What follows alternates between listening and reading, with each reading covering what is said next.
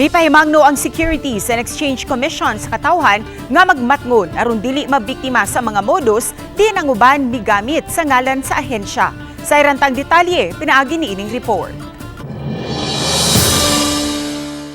Gibutyag ni Attorney Jenes Marie Rosales Teves, Securities Counsel 2 sa Securities and Exchange Commission Cebu Extension Office nga mga modus nga nahimo sa ubang tao o grupo aron makapamiktima sa isig katao.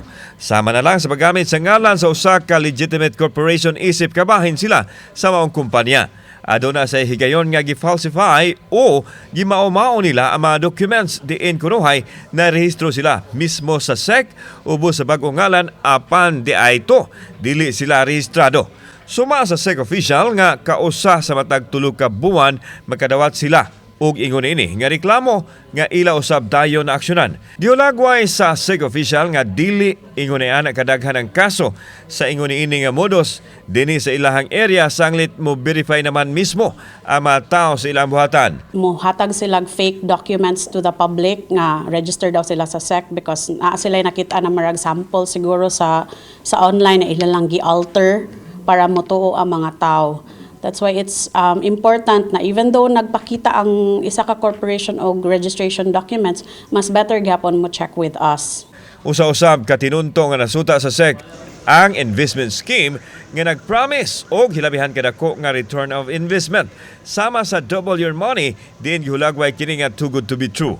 Aron malikay nga dili mabiktima nini, gikinahanglan dili lang siguradohon nga rehistrado sa SEC ang kompanya kundi aduna gyud kini secondary license to solicit investment ug ang mga tawo nga mga hinte sa publiko adunay lisensya sa pagkuha sa investment.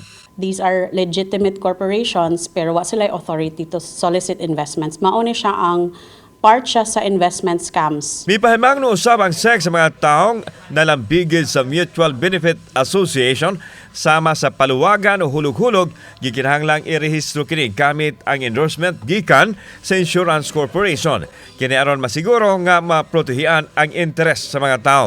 Gidugang ni Teves nga aduna nay mga napasakanog kaso ug gani aduna nay nakonbikto gumikan sa paghimo og tinunto.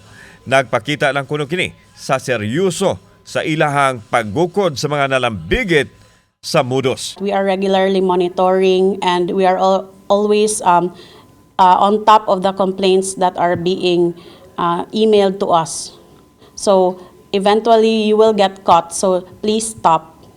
Kauban si Clover Lumayag, ako si Alan Domingo. Balitang Bisdak.